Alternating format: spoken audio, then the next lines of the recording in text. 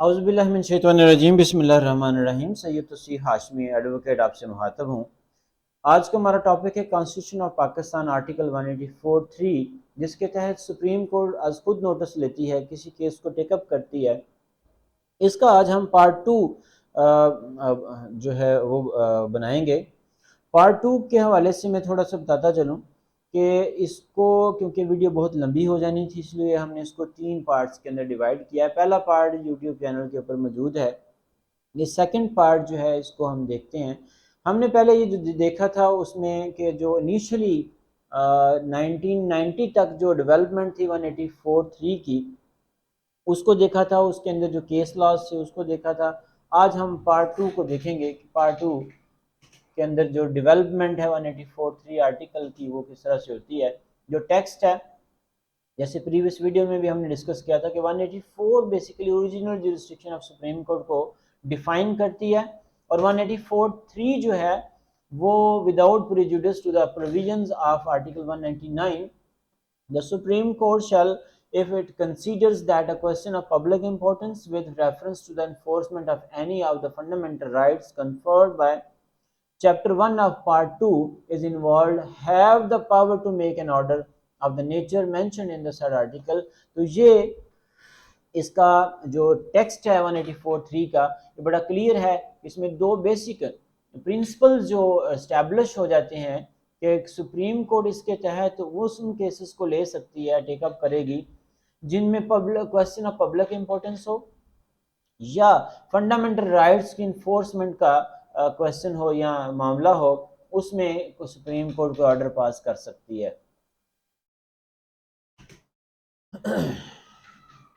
Previous जो videos थी हमारी पार्ट 1 की, उसमें हमने देखा था कि जो प्री दर्शन मसीरा है, क्योंकि हमने इस टॉपिक को 184(3) की जो डेवलपमेंट है उसको हमने 3 इरा में डिवाइड किया था। प्री दर्शन मसीरा, दर्शन मसीरा और पोस्ट दर्शन मसीरा। तो ये सेकंड पार्ट जो है वो दर्शन मसीरा है। ये 1992 ऑनवर्ड जो है चलेगा, और उसके बाद 1991 से ऑनवर्ड जो है इसका थर्ड जो पार्ट है पोस्ट दर्शन मसीह, वो हम देखेंगे। तो दर्शन मसीरा को देखते हैं किस तरह से डेवलपमेंट हुई इस केस के अंदर, also known as bonded labour case.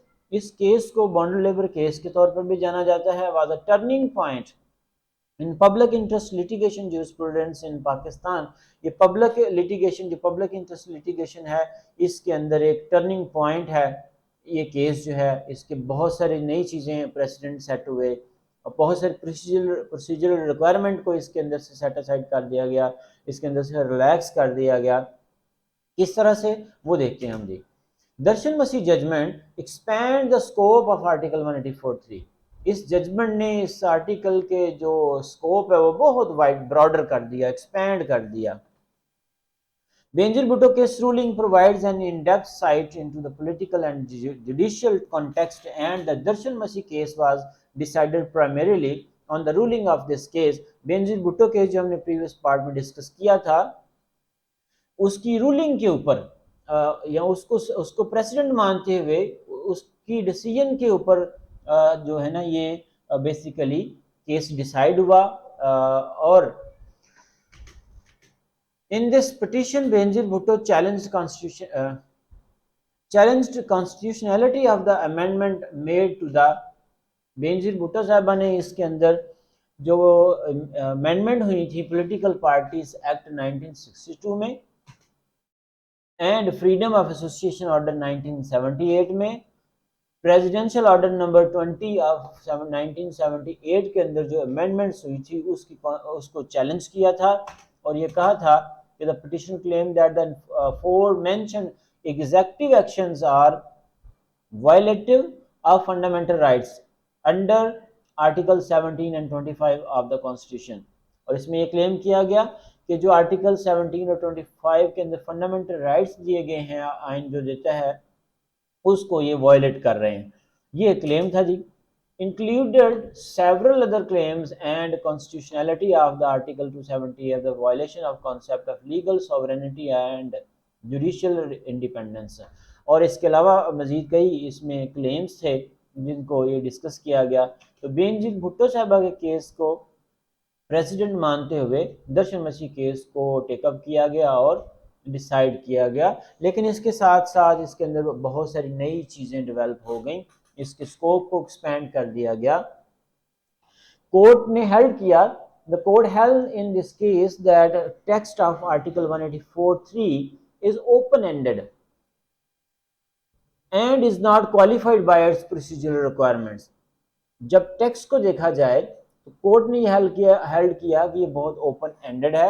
इसके अंदर जो है an 11 member bench led by chief justice Mohammad Haleem relaxed several well established principles regarding public interest litigation, और 11 रुकनी बेंच ने इसके अंदर बहुत सारे जो प्रोसीजरल एस्टैब्लिश्ड प्रिंसिपल थे उनको रिलैक्स कर दिया गया केस टेकअप करने के लिए, और ये कहा कि ये एक ओपन एंडेड टेक्स्ट है या आर्टिकल है जिसके अंदर जो इंटरप्रिटेशन की गई आर्टिकल 184 थी इन और आफ्टर द बेनजीर केस के अंदर और आफ्टर द बेनजीर केस क्या जो है वो प्रोसीजरल रिक्वायरमेंट और रिलैक्स की गई और कौन से प्रिंसिपल सेट किए गए। The text of the article is open ended and does not describe. Open ended किस तरह से है, क्या चीज डिस्क्राइब नहीं कर रहा, किस तरह से ओपन है। Number 1, rule and procedure for invoking the article, यानी ये प्रोसीजर और जो रूल्स हैं इस आर्टिकल को इन्वोक करने के लिए वो नहीं बता रहा। Number 2, who shall move the petition to invoke the article, ये भी नहीं इसमें मेंशन है कि पिटीशन को कौन मूव करेगा इस आर्टिकल को इन्वोक करने के लिए। Number 3, the procedure of the supreme court after invoking the article, इस आर्टिकल को इन्वोक करने के बाद सुप्रीम कोर्ट प्रोसीजर क्या अडॉप्ट करेगी।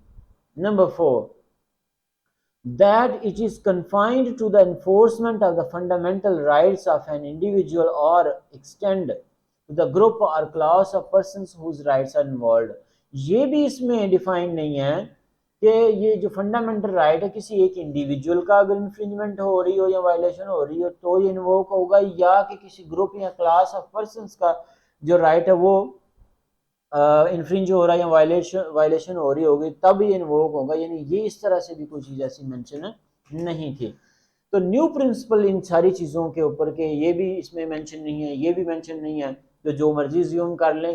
तो इस तरह से सुप्रीम कोर्ट ने जो न्यू प्रिंसिपल्स या रिक्वायरमेंट सेटल्ड की after the Benazir Bhutto case, वो इस आर्टिकल को इन्वोक करने के लिए वो क्या थी।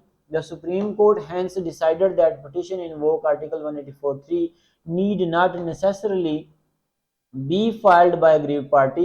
एक असूल सेट हो गया कि सुप्रीम कोर्ट ने ये डिसाइड कर दिया कि इस आर्टिकल को इन्वोक करने के लिए जरूरी नहीं है क्योंकि अग्रीव्ड पार्टी आगे पिटीशन फाइल करे, कोई भी कर सकता है, पहली बात। दूसरी बात, the court held that it is not necessary that the violation of fundamental right have already occurred.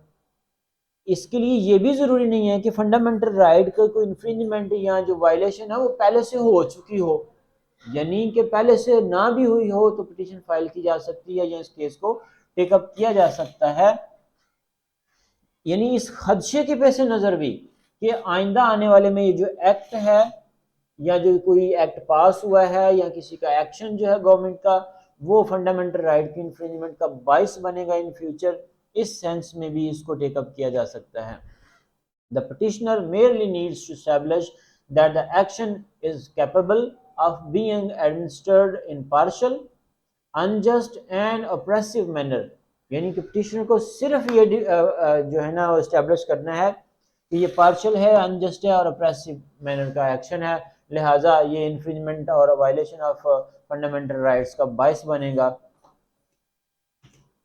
Darshan Masih case की स्टोरी क्या थी? स्टोरी कुछ इस तरह से कि 30 जुलाई 1988 1988 30 जुलाई को chief justice of supreme Court ने एक टेलीग्राम वसूल किया जो दर्शन मसीह ने साइन किया था। उसके साथ उसके 20 लोगों ने जो कि भट्टे के मजदूर थे, काम करते थे, जिसमें बच्चे भी थे और औरतें भी थी। Praying for immediate help against the brick kiln owners, also sought help from the court regarding the unfair arrest and detention of brick kiln workers by police। उन्होंने ये प्रे की थी चीफ जस्टिस ऑफ पाकिस्तान से कि हम लोग भट्टे के जो ओनर हैं उन्होंने हमें ज़बरदस्ती यहाँ पे बॉन्डर लेबर के तौर पे रखा हुआ है और पुलिस ने हमारे कुछ लोग जो हैं वो अनफेयरली अरेस्ट कर लिए हैं और डिटेन किए हुए हैं। ये उसमें प्रेयर थी।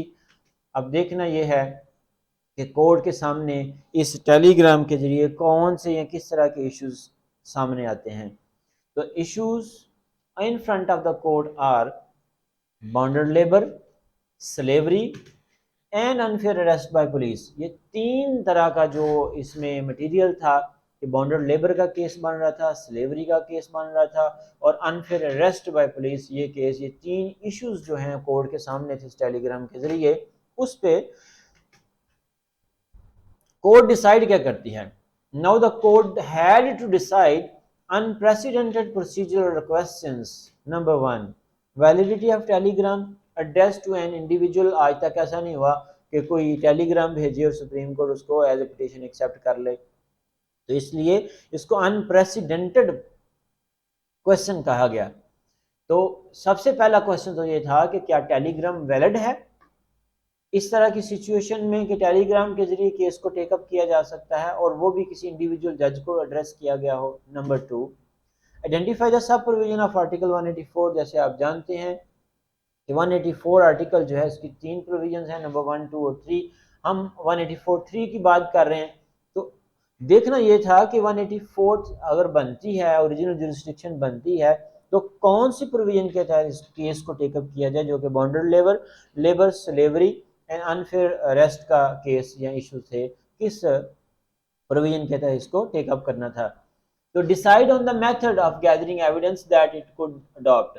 अब पिटिशनर इन पर्सन मौजूद नहीं है, तो एविडेंस कैसे सिलेक्ट करेंगे, कौन एविडेंस लेके आएगा, कहाँ से गैदर और किस तरीके से, किस प्रोसीजर से अडॉप्ट, जो प्रोसीजर अडॉप्ट करते हुए एविडेंस कलेक्ट किया जाएगा, ये भी एक मेजर इशू था। Number 4, and the nature of the remedy, और किस तरह की रेमेडी यहाँ पे अडॉप्ट की जाएगी, that could provide under this petition, और इस पिटिशन के तहत कौन सी रेमेडी प्रोवाइड की जाएगी। ये क्वेश्चन थे जो अनप्रेसिडेंटेड थे, जो आज से पहले इस तरह का कोई केस सामने नहीं आया था या कोर्ट ने डिसाइड नहीं किया था। अब इन क्वेश्चंस को वन बाय वन किस तरह से कोर्ट ने डिसाइड किया। In this unprecedented nature of suit, the court sought guidance in the text of the article 184(3) and case law, and the court reasoned that the absence of particular operate free from procedural shackles। इस unprecedented nature of suit के अंदर court ने जो guidance ली वो ली article 184 के text से और case laws के जरिए, और ये कहा या ये वजह बयान की कि अगर पार्टिकुलर ऑपरेट जो है वो एब्सेंट हो तो फिर प्रोसीजरल शेकल जो है वो जो है ना उससे फ्री होता है केस, या उसकी ज़रूरत नहीं रहती, या प्रोसीजर जो रिक्वायरमेंट है उनके बगैर भी केस को टेकअप किया जा सकता है। ये तो एक क्वेश्चन को उन्होंने एड्रेस किया। सेकंड क्वेश्चन क्या था कि जब टेलीग्राम वैलिड है कि नहीं, the court hold that telegrams may be accepted as a valid form. तो कोर्ट ने ये भी हेल्ड कर दिया कि टेलीग्राम को मे बी एक्सेप्टेड, यानी जरूरी नहीं है कि हर सूरत ही एक्सेप्ट किया जाए, may be accepted as a valid form of establishing cognizance of a case if. Condition क्या लगा दी, if the nature of the case relates to the public importance.